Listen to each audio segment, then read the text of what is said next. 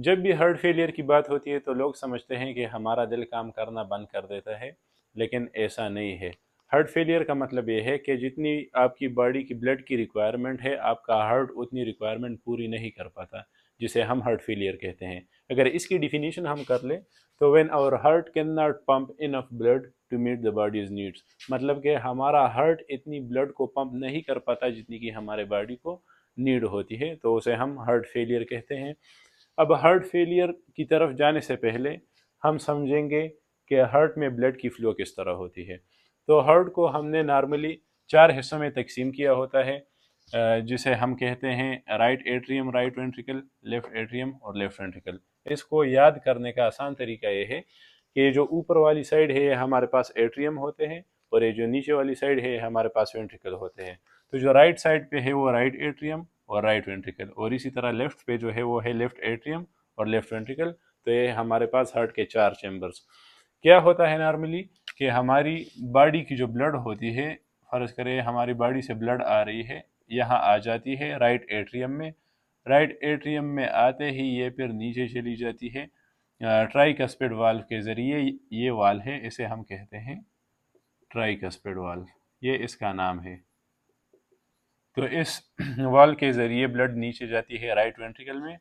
Right ventricle उस blood को pump करता है जो कि इस आर्टरी के ज़रिए जाती है हमारे लंग्स में, और फिर लंग्स से आती है हमारे पास लेफ़्ट एट्रियम में।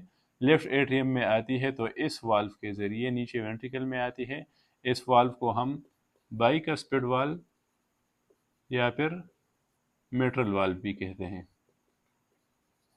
इस वाल्व के ज़रिए ब्लड नीचे आ जाता है लेफ्ट वेंट्रिकल में, और फिर लेफ्ट वेंट्रिकल से पंप होकर जाता है हमारी बॉडी की तरफ।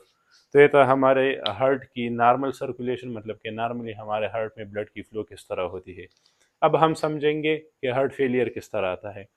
सबसे पहले अगर हम हार्ट फेलियर की काजिज़ की बात करें कि किस वजह से आता है, तो ये आता है हमारे पास कोरोनरी आर्टरी डिजीज़ की वजह से, जिस तरह के एमआई हो गया या हम उसे हार्ट अटैक कहते हैं।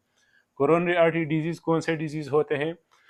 जिस तरह के मैंने आपको बताया कि हमारा हार्ट ब्लड को पंप करता है बॉडी की तरफ, ताकि बॉडी की जो डिमांड हो वो पूरी हो जाए, लेकिन इस हार्ट को फंक्शन परफॉर्म करने के लिए खुद भी ब्लड की ज़रूरत होती है, तभी ये ज़िंदा रहेगा। तो जिस आर्टरीज, जिन ब्लड वेसल्स के ज़रिए इसको ब्लड मिलती है, उसे हम कहते हैं कोरोनरी आर्टरीज। और अगर उसमें से कोई मसला आ जाए तो उसे हम कोरोनरी आर्टरी डिजीज़ कहते हैं। जिस तरह के एमआई है हमारे पास मायोकार्डियल इन्फार्क्शन, जिसे हम हार्ट अटैक भी कह सकते हैं। तो उस वजह से क्या होता है कि हमारा हार्ट फिर इतना काबिल नहीं रहता कि उतनी ब्लड पंप कर पाए जितनी कि हमारी बॉडी को ज़रूरत होती है। तो उस वजह से हमारे पास हार्ट फेलियर आता है। ये था हमारे पास कोरोनरी आर्टरी डिजीज़, ये हमारे पास एक वजह है इसकी। दूसरी वजह हार्ट फेलियर की क्या है? वेल्वुलर हार्ट डिजीज़, मतलब कि हमारे हार्ट के जो वाल्व है ना, इसमें से कोई मसला आ जाए तो उसे हम वेल्वुलर हार्ट डिजीज़ कहते हैं। उसमें से हमारे पास आयोटिक स्टिनोसिस आता है। आयोटिक स्टिनोसिस जब आयोटा और वेंट्रिकल के, लेफ्ट वेंट्रिकल के दरमियान जो वाल्व होता है उसमें से नैरोइंग आ जाए, मतलब कि वो तंग हो जाए, उस वजह से हमारे पास हार्ट फेलियर आ सकता है। या फिर मिट्रल या ट्राइकस्पिड रीगर्जिटेशन, इसमें क्या होता है कि नॉर्मली ब्लड की फ्लो इस तरफ होती है। ये ट्राइकस्पिड वाल्व है, जिस तरह के मैंने आपको बताया, ये बाइकस्पिड वाल्व है। तो नॉर्मली ब्लड की फ्लो इस तरह होती है। रीगर्जिटेशन में क्या होता है, ब्लड की फ्लो बैकवर्ड हो जाती है, और बैकवर्ड तभी होती है जब इन वाल्व में कोई मसला हो, क्योंकि नॉर्मली क्या होता है कि ये वाल्व अलाउ नहीं करते बैक फ्लो को, लेकिन जब इसमें से कोई मसला आ जाए तो फिर बैक फ्लो होती है। उस वजह से भी हमारे पास हार्ट फेलियर आ सकता है। तो ये जो बीमारियां है ये क्या करती है कि हमारे हार्ट की एबिलिटी को ख़त्म कर देती है। कौन सी एबिलिटी को? ब्लड को पंप करने की एबिलिटी को, जिसकी वजह से हमारी बॉडी की डिमांड पूरी नहीं होती, और उस वजह से इसे हम हार्ट फेलियर कहते हैं। फिर हार्ट फेलियर के हमारे पास टाइप्स हैं।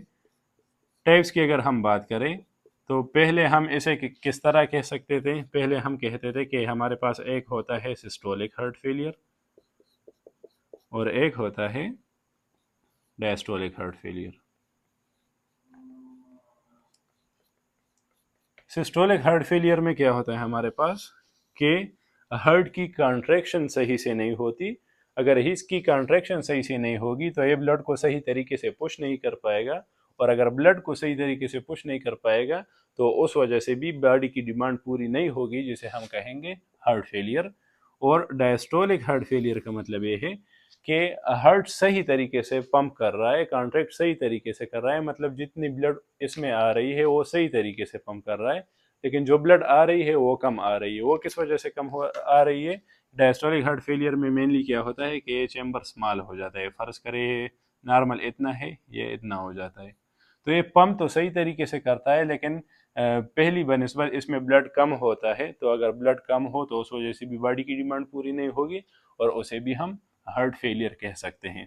पहले हम इसे सिस्टोलिक या डायस्टोलिक हार्ट फेलियर कहते थे, लेकिन अब इसे हम एक और चीज़ की बिना पर तकसीम करते हैं जिसे हम कहते हैं इजेक्शन फ्रैक्शन। अब इजेक्शन फ्रैक्शन, इसमें आपने कंफ्यूज नहीं होना कि इजेक्शन फ्रैक्शन क्या है। इजेक्शन फ्रैक्शन हमारे पास वो परसेंटेज ऑफ ब्लड है जो कि हार्ट एक बीट में पंप करता है। क्या हमारे पास the percentage of blood that heart pumps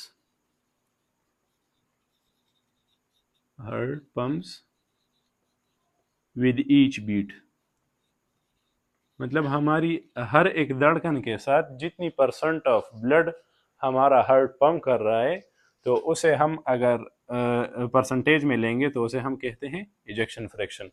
अब इसकी बिना पर हम किस तरह तकसीम करते हैं, टाइप्स क्या है हमारे पास इसकी बिना पर।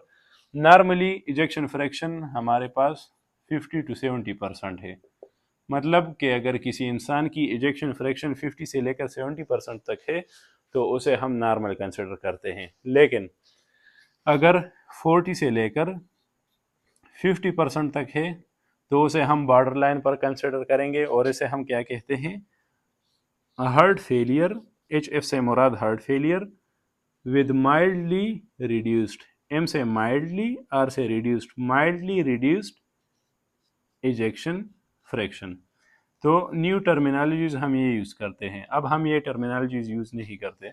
तो जो हमारे पास बॉर्डर लाइन पर हार्ट फेलियर आता है वो हमारे पास क्या कहलाता है, heart failure with mildly reduced ejection fraction. जिस तरह के मैंने आपको बताया कि अब हम इसे किस बुनियाद पर तकसीम करते हैं, इजेक्शन फ्रैक्शन की बुनियाद पर। तो अगर 40 से लेकर 50% तक हो तो हमारे पास क्या होगा, माइल्डली रिड्यूस्ड इजेक्शन फ्रैक्शन होगा। अगर 40% से कम हो, अगर हमारा इजेक्शन फ्रैक्शन 40% से कम हो तो उसे हम कहेंगे heart failure with reduced ejection fraction. सही है, ये हमारे पास क्या है, heart failure with reduced ejection fraction, जब हमारा इजेक्शन फ्रैक्शन 40% से कम हो।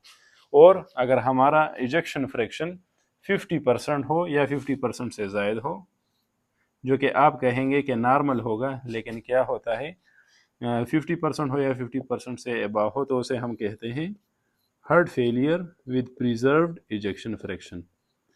मतलब कि उसमें हमारा इजेक्शन फ्रैक्शन नॉर्मल रहता है लेकिन फिर भी हार्ट फेलियर होता है। वो किस तरह, जिस तरह कि मैंने आपको बताया कि हम हार्ट फेलियर को किस बुनियाद पर तकसीम करते हैं, इजेक्शन फ्रैक्शन की बुनियाद पर। इजेक्शन फ्रैक्शन हमारे पास क्या होता है, परसेंटेज ऑफ ब्लड होता है जो कि हमारा हार्ट पंप करता है।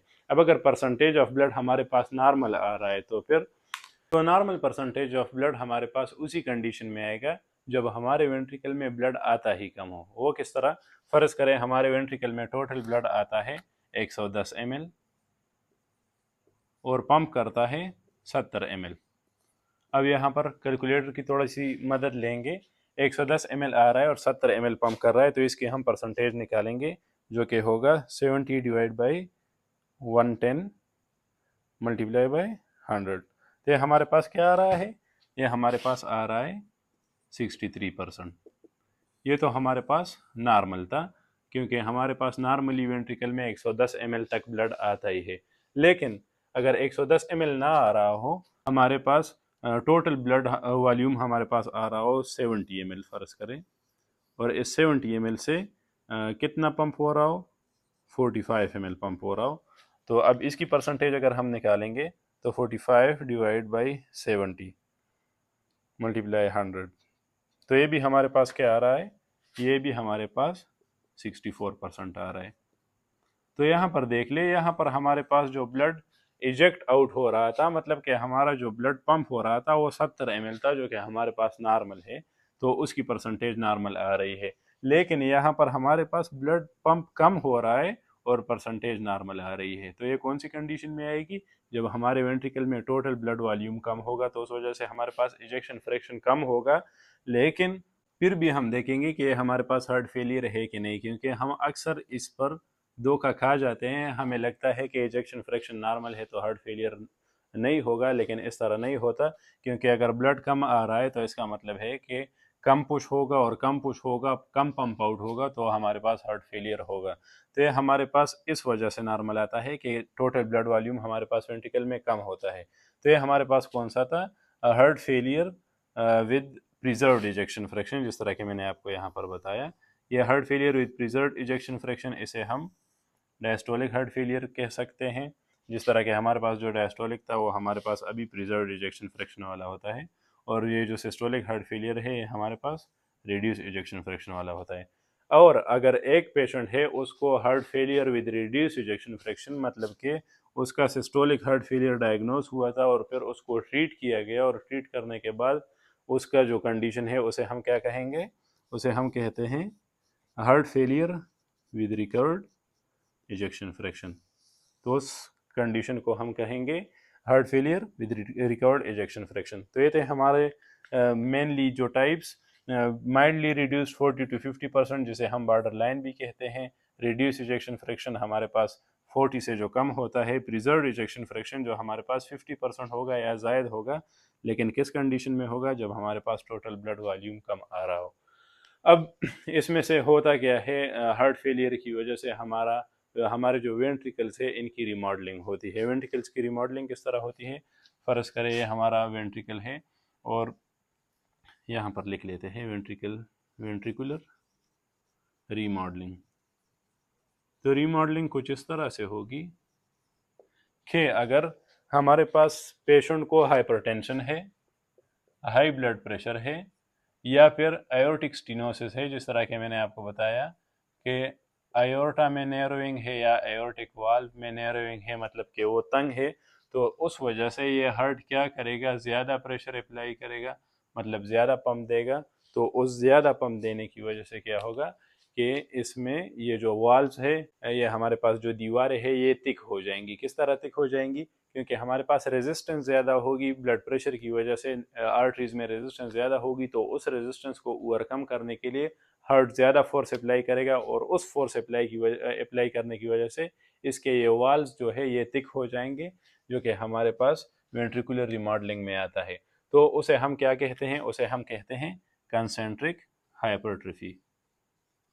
कंसेंट्रिक हाइपरट्रोफी हमारे पास मेनली वो एनलार्जमेंट ऑफ हार्ट वेंट्रिकल्स होते हैं।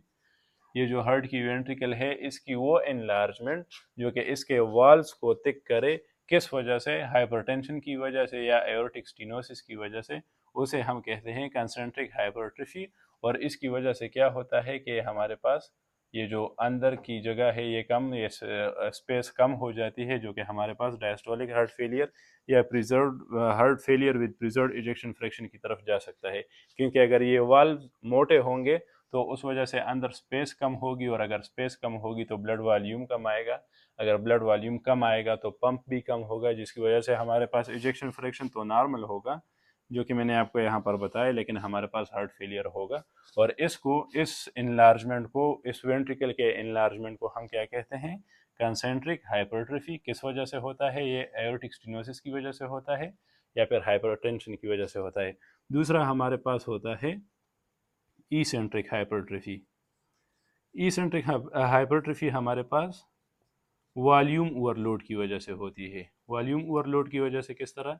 जिस तरह कि मैंने आपको बताया कि ये हमारे पास जो वाल्व है ये नॉर्मली क्या करते हैं कि सिर्फ फॉरवर्ड ब्लड फ्लो को लेके जाते हैं, मतलब कि ब्लड को बैक फ्लो करने से रोकते हैं। लेकिन जब इनमें कोई मसला आ जाता है तो इसमें रीगर्जिटेशन होती है, जिस तरह कि मैंने आपको बताया था। तो रीगर्जिटेशन में क्या होगा? ये वॉल्यूम यहाँ पर ज़्यादा होगा। वॉल्यूम ज़्यादा होगा तो उस वॉल्यूम को कंट्रोल करने के लिए ये हार्ट का जो चैम्बर है ये स्पेस ज़्यादा कर लेगा, इनलार्ज हो जाएगा। इसके वाल्स इनलार्ज नहीं होंगे, ये स्पेस ज़्यादा कर देगा, मतलब कि ये स्ट्रेच हो जाएगा। अगर ये स्ट्रेच हो जाएगा तो उस दौरान क्या होगा कि उस ब्लड को तो ये कंज्यूम कर लेगा, उसको ये स्टेबल कर लेगा, लेकिन विद टाइम अगर क्रॉनिकली इस तरह होता रहेगा तो ये जो वाल है ये नैरो हो जाते हैं, ये कमज़ोर हो जाते हैं, जिसकी वजह से फिर ब्लड उस तरह पंप नहीं होता। अब हमारे पास कंसेंट्रिक और इसेंट्रिक हाइपरट्रोफी तो यही थी। अब हमारे पास साइन एंड सिम्टम्स क्या होंगे उन पेशेंट्स के जिनको हार्ट फेलियर हो।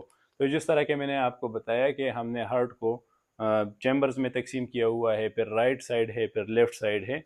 तो लेफ्ट साइड में हमारे पास जो ब्लड आती है वो लंग्स की तरफ से आती है। तो अगर लेफ्ट साइड हार्ट में हमारे पास कोई कॉम्प्लिकेशन हो, कोई मसला हो, तो उस वजह से हमारे पास लंग्स के रिलेटेड इश्यूज मिलेंगे। वो किस तरह? क्योंकि यहाँ से ब्लड पुश आउट नहीं हो रहा, तो यहाँ पर लंग्स पर बोझ पड़ेगा, और लंग्स हमारा सांस लेने में हेल्प करता है। तो अगर यहाँ पर लेफ्ट वेंट्रिकल में कोई मसला है तो क्या होगा? डिस्पनिया होगा, मतलब कि डिफ़िकल्टी इन ब्रीथिंग होगी, रात के वक्त सोने में सांस की तकलीफ़ हो सकती है। इसी तरह, और अगर हमारे पास राइट साइड हार्ट फेलियर हो तो राइट साइड में क्या होता है कि बॉडी की तरफ से ब्लड आती है। तो सबसे पहले ये होगा कि हमारे पास ये जो जुगुलर वेन्स है ये डिस्टेंडेड होंगे, मतलब कि ये स्वेल होंगे, और उसी के साथ हमारे पास एडीमा होगा, मतलब कि हमारे बॉडी में जगह जगह वाटर लीक आउट होगा, जिसकी वजह से वो एडिमेटस नज़र आएगा। और दूसरी बात ये कि विद टाइम हमें क्या होगा कि हमें फिर भूख नहीं लगेगी, एब्डामिनल ब्लोटिंग होगा। तो ये हमारे पास साइन एंड सिम्टम्स हो सकते हैं। उसके बावजूद भी हम इसको मुख्तलिफ़ चीज़ों से आइडेंटिफाई कर सकते हैं, जिस तरह के हमारे पास कार्डिक मार्कर्स हैं, हमारे पास ईसीजी है, वो फिर बाद की बातें हैं। तो उम्मीद है आपको हार्ट फेलियर समझ आया होगा। हार्ट फेलियर का मतलब ये नहीं है कि हमारे पास हार्ट काम करना बंद कर देता है, इसका मतलब ये है कि हार्ट हमारी बॉडी के डिमांड को पूरा नहीं कर पाता। अगर और कोई टॉपिक आपके जहन में है तो बिल्कुल आप कह सकते हैं, हम उस पर डिटेल्ड वीडियो बना देंगे।